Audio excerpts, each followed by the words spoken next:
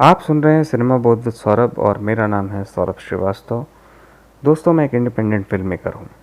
जी हाँ, मैं उसी फिल्म इंडस्ट्री का एक छोटा सा हिस्सा हूँ जिस फिल्म इंडस्ट्री के बारे में पिछले कई महीनों से आप तमाम किस्म की बुरी बुरी बातें सुन रहे होंगे। जिस फिल्म इंडस्ट्री के बारे में पिछले कई महीनों से लगातार हर किस्म की अफवाहें उड़ाई जा रही हैं। मैं इस पॉडकास्ट के ज़रिए ना तो कोई अफवाह उड़ाने आया हूँ, ना तो इस इंडस्ट्री की बुराई करने आया हूँ, बल्कि मैं तो इस पॉडकास्ट जिसका मैंने नाम रखा है सिनेमा बोध विद सौरभ, उसके ज़रिए अपनी ही जीवन गाथा सुनाने आया हूँ। मतलब कि जो मेरी फिल्म मेकिंग जर्नी है अब तक की, वो आप सभी के साथ शेयर करने आया हूँ। इस पॉडकास्ट के हर एपिसोड में मैं आपको अपनी कहानी बताऊंगा कि कैसे मैं एक इंडिपेंडेंट फिल्म मेकर बना, कब मुझे एक कीड़ा काटा, कैसे मैंने अपने करियर को अब तक परस्यू किया, क्या क्या रुकावटें मेरे रास्ते में आई, तमाम किस्म की बातें मैं आपके साथ शेयर करूंगा। क्यों कर रहा हूँ मैं ये, क्यों मैं आप सभी को अपनी कहानी सुना रहा हूँ? क्योंकि मुझे नहीं पता, सीरियसली मुझे नहीं पता कि मुझे आपको अपनी कहानी सुनाने में दिलचस्पी क्यों है। और मुझे ये भी नहीं पता कि आपको मेरी कहानी सुनने में दिलचस्पी है या नहीं, मगर फिर भी जी में आ रहा है कि मैं इस पॉडकास्ट के ज़रिए अब तक की अपनी पूरी की पूरी कहानी आपके साथ शेयर कर दूं। आज शुरुआत से शुरुआत करूंगा।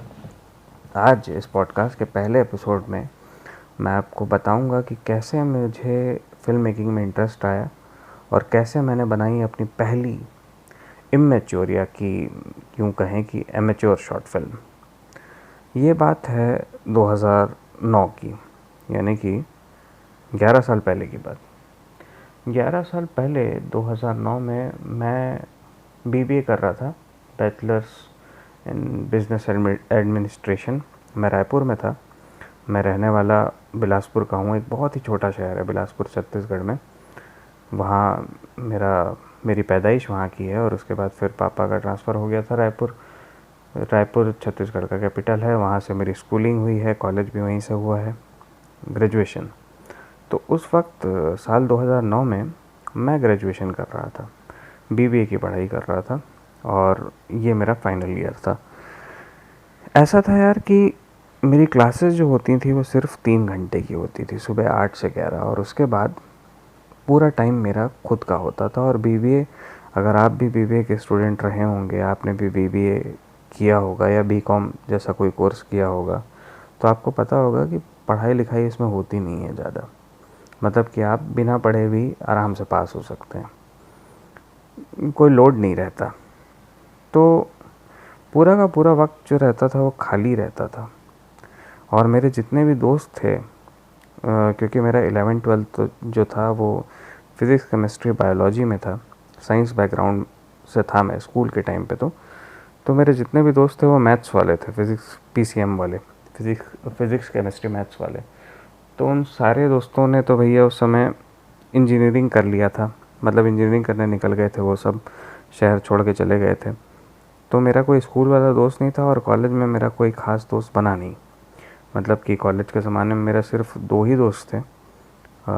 एक विनोद मिश्रा मेरा मित्र था, जो अब भी मेरा मित्र है, और एक शशांक कोपरे करके मेरा एक दोस्त था, जो आज भी मेरा दोस्त है। इन दोनों के अलावा कोई दोस्त मेरा था नहीं। और उस वक्त वही 3 घंटे का जो कॉलेज होता था, उसके बाद घर में आके आराम से सोते थे और कोई काम नहीं था जीवन में। ना तो कोई गर्लफ्रेंड थी, ना तो कोई महिला मित्र थी। तो पूरा का पूरा वक्त जो रहता था वो खाली गुजरता था। और उस वक्त को मैं ज़ाया करता था शायरी लिख के। मुझे पोइट्री का बड़ा शौक़ तो नहीं कहेंगे, शौक़ होता है पोइट्री, शौक़ जिसे शौक़ उस चीज़ को कहते हैं जिसे आपको मतलब पोइट्री सुनने वगैरह का शौक़ नहीं था मुझे कि मैं पोइट्री सुन रहा हूँ या पोइट्री पढ़ रहा हूँ किसी की। मुझे शुरू से पोइट्री लिखने का ही शौक़ था। मतलब कि जहाँ तक मुझे याद आता है कि मैंने पढ़ना बाद में शुरू किया था, लिखना पहले शुरू कर दिया था। मैं स्कूल के ज़माने से पोइट्री लिख रहा था। अच्छी लिख रहा था कि बुरी लिख रहा था ये तो मुझे नहीं पता है, इसका मुझे बिल्कुल इल्म अब तक नहीं है कि मैं अच्छी पोइट्री लिखता हूँ या बुरी लिखता हूँ, पर लिखता हूँ। तो स्कूल के ज़माने से मेरे दोस्त लोग मुझे शायर कहते थे। तो पोइट्री लिखता था मैं। तो ये बीबीए का जो खाली वाला वक्त था वो भी शायरी वायरी लिख के ही कट रहा था। फिर पता नहीं क्यों अचानक से मेरे दिमाग में एक स्टोरी ने जन्म लेना चालू कर दिया।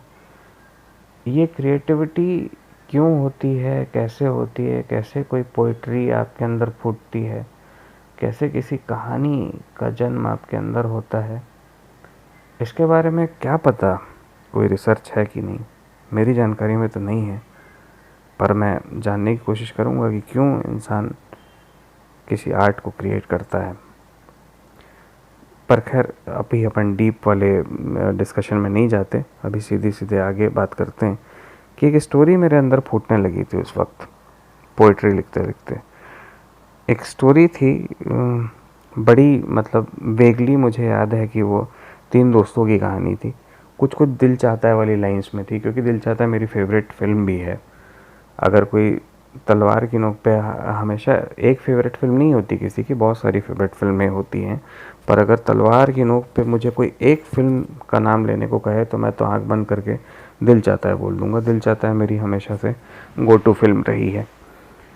तो कुछ दिल चाहता है वाली लाइंस में ही स्टोरी थी, वो 3 दोस्तों की कहानी थी, रोमांटिक कॉमेडी टाइप की कोई स्टोरी थी, जिसे मैंने अपने रजिस्टर में लिखना चालू कर दिया था। उस वक्त दिवाली का सीज़न चालू हो गया था, घर में पेंटिंग वगैरह चल रही थी, तो सारा घर जो था वो बहुत अस्त व्यस्त फैला हुआ था। और मुझे एक कमरे में कैद कर दिया गया था जहाँ पे बहुत सारा सामान रखा था, और उसी कमरे में दोपहर को, ठंड की दोपहर को बैठकर मैं रजिस्टर में उस कहानी को लिखना मैंने चालू कर दिया। मैं आपको टाइटल बताता हूँ, उस जो कहानी मैं लिख रहा था उस वक्त, उस कहानी का टाइटल था दास्ताने लास्ट ईयर, यानी कि लास्ट ईयर की दास्तान, लास्ट ईयर की स्टोरी।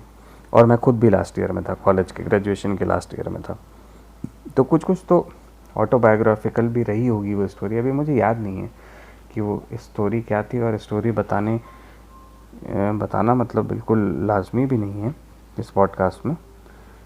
तो मैं वो स्टोरी लिखने लगा, और मुझे वो स्टोरी काफ़ी खुजली होने लगी मुझे उस स्टोरी को लिखने के बाद। मुझे लगने लगा कि यार ये तो, क्योंकि मैं जिस हिसाब से, जिस तरीके से लिख रहा था, वो बिल्कुल एक फ़िल्म की कहानी लग रही थी मुझे वो सब कुछ अपनी आंखों के सामने नज़र आ रहा था। मुझे लग रहा था कि अभी मुझे बस इसे शूट करना है। तो पता नहीं क्यों, कैसे, क्या हुआ मेरे अंदर कि मुझे लगने लगा कि यार इसे शूट करना चाहिए, और मैंने तय कर लिया कि मैं ये शूट करूँगा। तो मैंने कॉलेज के 2 दोस्तों के साथ, अब उन 2 दोस्तों का नाम नहीं लूँगा, वो विनोद और शशांक नहीं थे, क्योंकि वो मेरे बहुत ही बेकार दोस्त थे, क्योंकि उन्हें मेरा आइडिया पसंद नहीं आया था, इसीलिए बेकार थे वो लोग। तो उन 2 दोस्तों के साथ बहरहाल मैंने ये अपनी स्टोरी शेयर की, और उन्हें कहा कि यार इस पर फिल्म बनानी है। तो उन लोगों ने उस वक्त मुझे मुंह पे नहीं बताया कि यार ये जो तू बोल रहा है ये फिजिबल नहीं है, ये मतलब प्रैक्टिकली पॉसिबल नहीं है। उन लोगों ने मुझे बाद में बताया। उस वक्त बता देते तो मेरा 2 महीना वेस्ट नहीं जाता। तो उन लोग उस वक्त तो काफ़ी एक्साइटेड हो गए कि चलो चलो फ़िल्म बनाएंगे, मतलब कोई फ़िल्म बना रहा है रायपुर जैसे शहर में, और वो भी हिंदी। ये बहुत बड़ी बात थी मेरे दोनों दोस्तों के लिए। तो उन लोगों ने मुझे कहा कि चलो अपन टीम इकट्ठा करते हैं। तो उसमें जितने जो कास्टिंग वाला काम था वो सबसे पहले हमने चालू किया, किसको किसको कास्ट करना है। मेन जो लड़के थे वो सभी दोस्तों में ही बांट लिया हमने रोल।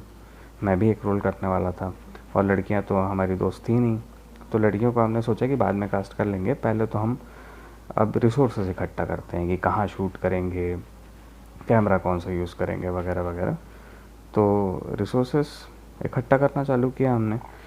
तो इकट्ठा क्या चालू किया, कुछ भी नहीं कर पाए हम लोग। लोकेशन वगैरह देख के आ गए, कुछ कुछ यहाँ पे शहर की लोकेशंस थी, वो हम बाइक में जाते थे और शाम शाम को देख कर आ जाते थे, और सिर्फ वही करते रहे, क्योंकि उसके अलावा तो कुछ कर ही नहीं पा रहे थे ना तो हमारे पास कैमरा था। एडिट वेडिट भी कोई चीज़ होती है तो पता ही नहीं था उस समय, है ना, कि फ़िल्म बनाने के बाद क्या करते हैं, शूट करने के बाद क्या करते हैं। मेन चीज़ था कैमरा, और वो कैमरा ही हमें नसीब नहीं हुआ। मतलब मुझे लगता था कि हैंडी कैम में शायद शूट करना चाहिए, यानी कि ये मेरी सोच थी कि हैंडी कैम अगर है तो फिल्म बनाई जा सकती है। पर हम लोग उस वक्त इतने ज़्यादा, मतलब बिल्कुल पाकिस्तान टाइप की हालत थी हमारी इकोनॉमिकली, तो हम लोग नहीं कैमरा इकट्ठा कर पाए। किसी के पास कैमरा नहीं था। इतना बड़ा कॉलेज था मेरा, इतने रईस रईस स्टूडेंट पढ़ते थे उसमें, मगर किसी दोस्त के पास कैमरा नहीं था। तो 2 महीने पूरे वेस्ट करने के बाद मेरे उन 2 दोस्तों ने, जिनको मैंने सबसे पहले स्टोरी बताई थी, उन दोनों दोस्तों ने मुझे कह दिया कि भैया तेरा आइडिया ही बेकार था, तूने इतनी बड़ी पिक्चर क्यों लिखी, इतनी बड़ी पिक्चर प्रैक्टिकली पॉसिबल नहीं है बननी, और अगर इसे बनाना है तो हमें बजट की ज़रूरत है। तो बजट जो शब्द है वो तो मैंने सुना ही नहीं था उस वक्त, कि बजट भी कुछ होता है, फिल्म बनाने के लिए पैसे भी लगते हैं, ये सब सुना ही नहीं था, इसके बारे में सोचा ही नहीं था। तो मुझे बड़ा दुख हुआ कि मेरे दोस्त मुझे नहीं समझ पाए, मेरा 2 महीना वेस्ट हो गया, मुझे कैमरा नहीं मिला। हैंडी कैम ही तो मांगा था मैंने, कौन सा एरियल एक्सा मांग लिया था। पर खैर, उस कहानी को मैंने दफन कर दिया और उस सपने को भी भूल गया, और ज़िंदगी में आगे बढ़ने की मैंने ठान ली। पर कहीं ना कहीं कीड़ा एक मुझे काट चुका था कि यार पिक्चर तो बनाना है, मतलब कि डायरेक्ट फिल्म ही बनाना है ना। अभी आप सोचिए, शहर में, छोटे से शहर में एक इंसान रह रहा है, रायपुर में, है ना। रायपुर बहुत छोटा सा शहर है। 11 साल पहले, मतलब उस वक्त मैं 21 साल का था। 21 साल का लड़का एक छोटे से शहर में बैठा बैठा, जिसने अपनी ज़िंदगी में कभी फिल्म का शूट देखना तो बहुत दूर की बात है, जो कभी मुंबई भी नहीं गया हो, वो बैठे बैठे यहाँ पे सोच रहा है कि उसे फिल्म बनाना है। पर बनाना तो था, ये कीड़ा काट चुका था, पता नहीं क्यों, कैसे बनाना था ये समझ में नहीं आ रहा था। फिर ये हुआ कि मेरी बहन है मुक्ता, उसने मुझे एक दिन, एक बिलासपुर में गया हुआ था, जो मेरा मतलब होम टाउन भी है, वहाँ गया हुआ था। तो वहाँ मेरी कज़िन है मुक्ता, उसने मुझे एक शॉर्ट फिल्म दिखाई। उसे पता नहीं किसी दोस्त ने दिखाई होगी। और उस वक्त यूट्यूब बहुत नया नया था, मतलब यूट्यूब ज़्यादा लोग एक्सेस नहीं कर पाते थे उस वक्त। YouTube was a privilege eight that point of time. So she actually introduce me with YouTube, and उसने मुझे एक शॉर्ट फिल्म दिखाई। वो शायद FTI के लोगों ने बनाई थी, जो फिल्म इंस्टीट्यूट पूना है उसके स्टूडेंट्स ने बनाई थी। तो वो शॉर्ट फिल्म मैंने मतलब बिल्कुल एब्सेंट माइंडेड वे में देखी थी। उसका कुछ साउंड भी ख़राब था, ऐसा कुछ था, कुछ दिक्कत थी उस शॉर्ट फिल्म में, या तो शायद हमारे स्पीकर्स ख़राब थे। उनके साउंड कैसे ख़राब होंगे भाई, FTI के स्टूडेंट्स थे वो, हमारा स्पीकर ही ख़राब रहा होगा। पर वो मुझे समझ में नहीं आई। पर उसके जो विजुअल्स थे ना, वो काफ़ी स्ट्राइकिंग थे, बहुत स्ट्राइकिंग विजुअल्स थे उसके। तो विजुअल्स मेरे दिमाग में बैठ गए, जहन में बैठ गए, और मैं भूल गया। मैं वापस आ गया रायपुर। रायपुर में एक दिन मैं, मेरा छोटा भाई साहिल, और मेरा एक बहुत ख़ास दोस्त अभिमन्यु सिंह, जिसे मैं बल्लू भी कहता हूँ प्यार से, हम तीनों शांति नगर नाम की जगह है यहाँ पे, वहाँ पे एक छोटे से कैफ़े में बैठे हुए थे। और हम लोग, मुझे अच्छे से याद है, सैंडविच खा रहे थे, चाय पी रहे थे। मेरे भाई के पास एक फ़ोन था, Nokia 6300, if I am not wrong. मतलब मुझे थोड़े मॉडल्स के नाम याद नहीं रहते। अभी मेरे पास भी कौन सा फ़ोन है, उसका मॉडल क्या है मुझे नहीं पता। तो उस वक्त मेरे भाई के पास एक छोटा सा नोकिया का 6300 था शायद, if I am not wrong, that was 6300 Nokia का फ़ोन था, जो बाद में उसने मुझे भी दे दिया। तो उस नोकिया के फ़ोन का मैंने कैमरा चालू करके रिकॉर्डिंग करनी चालू की, क्योंकि बैठे बैठे अब उस समय कीड़ा तो काट ही चुका था, है ना। हाथ में ही हर चीज़ कैमरा लगती थी, आंखों के सामने दिखने वाला हर आदमी जो था वो मुझे फिल्म का कैरेक्टर ही दिखाई देता था। तो मैंने उस कैमरे में एक चीज़ डिस्कवर की, मोबाइल के कैमरे में, कि वो वीडियो रिकॉर्ड होता है और उसमें पॉज का बटन दबाओ तो पॉज हो जाता है, और फिर आप किसी और के चेहरे पे ले जाओ और वापस पॉज से प्ले में करो, वापस से रिकॉर्ड होना लगता है। और ये दोनों जब आप एक साथ देखोगे तो it looks like a sequence. आप करके देखेंगे तो आपको पता चलेगा, आपको पता ही होगा, ये बहुत बेसिक सी बात है। पर उस समय मैंने ये चीज़ पहली बार डिस्कवर की कि अरे वाह यार, ये तो बहुत बढ़िया है। ये तो ऑटोमेटिकली इसमें पिक्चर ही बन जा रही है पूरी की पूरी। मतलब पॉज कर दो, किसी के चेहरे पे ले जाके रिकॉर्ड करो, पॉज करो, और फिर दूसरे बंदे के चेहरे पे ले जाके वैसे ही करो, रिकॉर्ड करके पॉज करो। ये वाली चीज़ अपन ने डिस्कवर कर ली और अपन तो बिल्कुल यूरेका वाला हो गया अपने साथ, है ना। ऐसा लगा कि यार दुनिया ही जीत ली। बस फिर क्या था, फिर डिसाइड कर लिया मैंने कि एक शॉर्ट फिल्म बनाते हैं। तो शॉर्ट फिल्म वगैरह मतलब कि 2011 की बात कर रहा हूँ मैं, सॉरी 2009 की बात कर रहा हूँ मैं, 11 साल पुरानी बात कर रहा हूँ। शॉर्ट फिल्म जैसी कोई चीज़ होती है ये मेरे शहर में किसी को पता भी नहीं था, पर हमने सोचा कि चलो भाई सबको बताते हैं। तो मैंने एक छोटी सी फिल्म की स्टोरी लिखी तो क्या, उस वक्त मैं लिखता नहीं था, मतलब पूरी कहानी नहीं लिखता था, एक पॉइंटर्स बना लेता था कि कहानी में मोटा मोटा क्या होने वाला है। तो उस स्टोरी का मैंने नाम रखा था चितरंजन। चितरंजन एक कैरेक्टर ड्रिवन स्टोरी थी। अब उस समय कैरेक्टर ड्रिवन वगैरह क्या होता है ये सब पता नहीं था, पर खैर वो एक कैरेक्टर ड्रिवन स्टोरी थी चितरंजन नाम के एक कैरेक्टर के बारे में, रैगिंग के सब्जेक्ट पे। और वो शॉर्ट फिल्म हमने शूट करना चालू की। मैंने अपने कुछ दोस्तों को उसमें कास्ट किया। प्रशांत केसरवानी करके एक दोस्त था मेरा, उसने लीड रोल किया उसमें, मैंने भी एक रोल किया, और अभिमन्यु सिंह जो मेरा दोस्त है बल्लू, उसने भी एक कैरेक्टर प्ले किया, और प्रवीण करके एक मेरा दोस्त था उसने भी एक कैरेक्टर प्ले किया, और हमने वो फिल्म शूट की। खैर प्रवीण उस समय नहीं था, मैं आपको पूरी मतलब डिटेल में ही बता रहा हूँ ना मैं कहानी। तो प्रवीण की एंट्री उस समय नहीं हुई थी।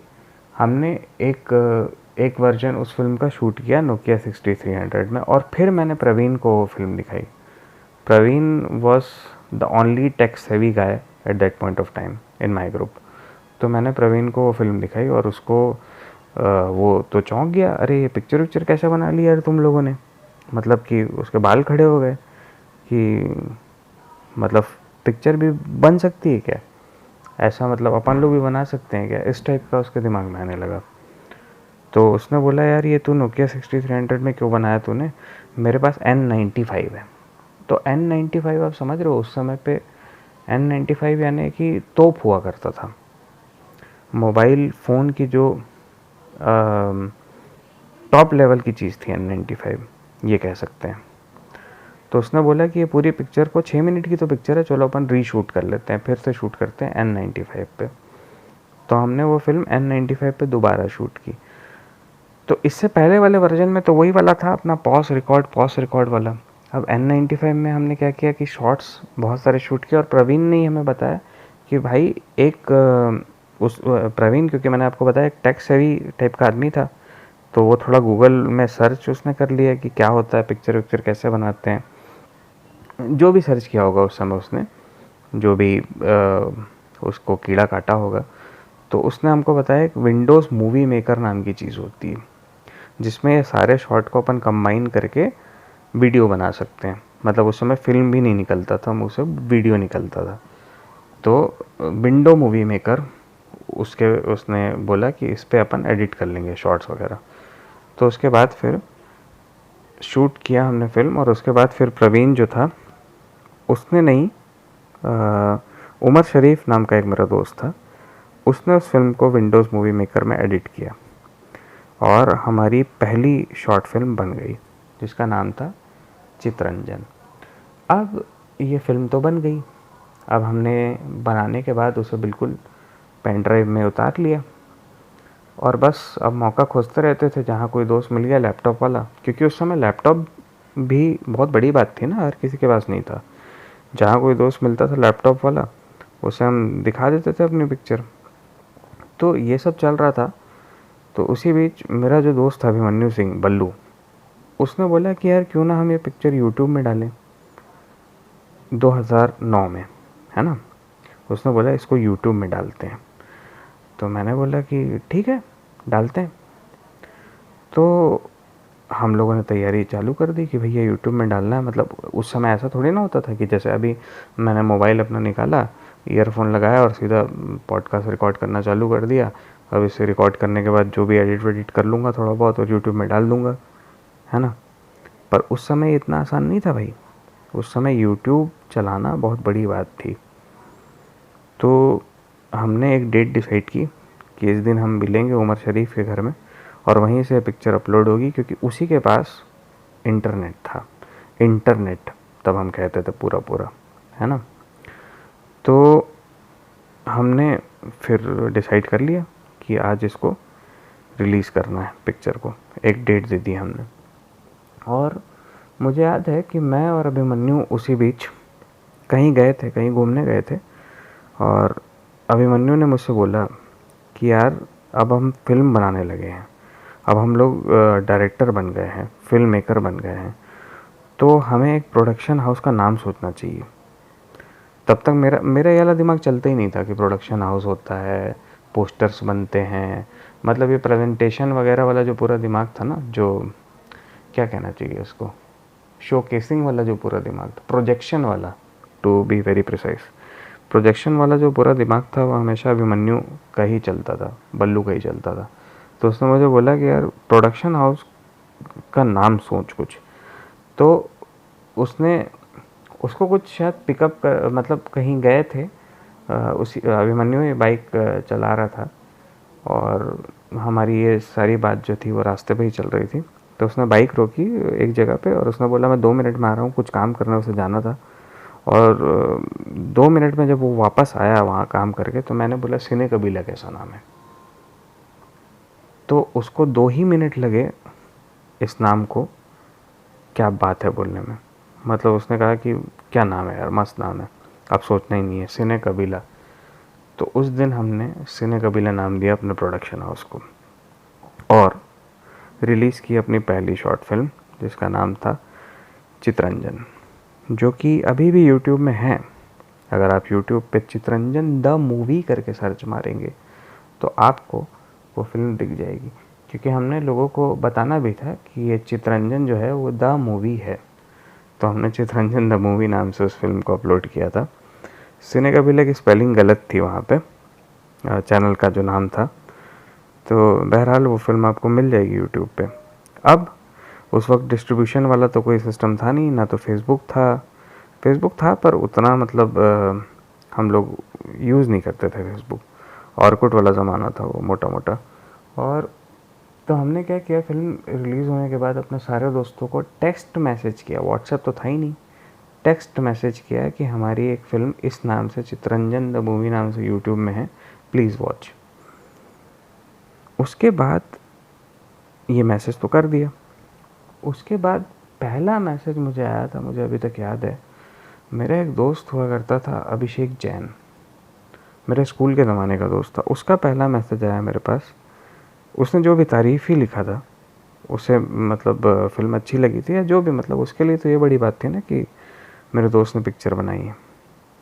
तो उसने तारीफ़ जो भेजी, जो पहला मुझे रिव्यू मिला, ज़िंदगी का पहला रिव्यू, वो खुशी एक अलग लेवल की थी। उस दिन मुझे रियलाइज़ हुआ कि यार यही काम करना है ज़िंदगी में, मतलब फिल्म ही बनाना है, फिल्म मेकर ही बनना है।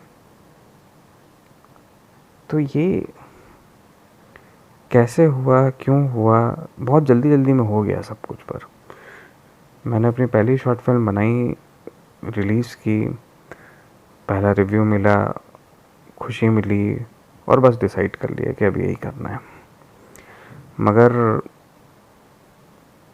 इतना आसान थोड़ी ना होता है। तो अगले एपिसोड में आगे की कहानी मैं आपको सुनाता हूँ कि चितरंजन द मूवी बनाने के बाद मेरे साथ क्या क्या हुआ।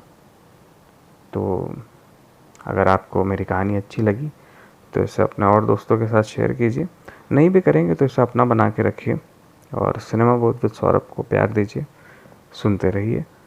अगले एपिसोड में बात करते हैं आगे की। तब तक के लिए मुस्कुराते रहिए। Keep loving, keep filming.